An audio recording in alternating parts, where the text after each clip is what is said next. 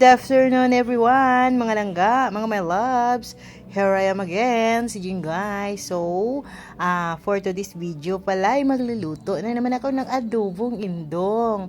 Ako talaga yung talagang nakatuka talaga pag merong indong, pagi, pating. Ako talaga yung pinapaluto nila dahil napakasarap ko daw magluto. Masarap talaga, malasa. Ako naman talaga kumakain ako ng mga lamang dagat na yan pag ako yung nagluto. Pero pag iba yung nagluto, talagang hindi ako, titikim lang ako pero hindi ako kakain. Kasi yung mga lamang dagat na yan, katulad ng indong, pagi o di kaya pating, malangsa talaga yan sila na mga isda. So ngayon, ang niluto ko ay indong o ahas sa dagat. So nasimulan ko ng ginisa yan, mga langga. So yan na. Pakukuluin ko na lang yan. Nilagyan ko yan pala siya ng luya at saka tanglad.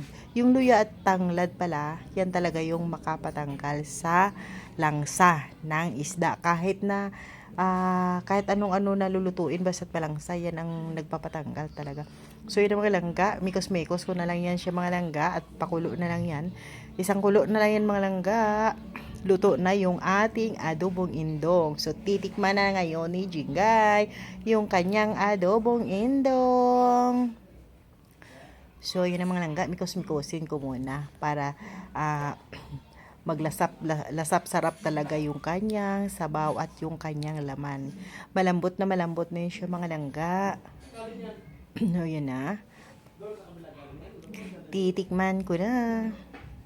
Wow, ang sarap talaga. Sobrang sarap. Oh.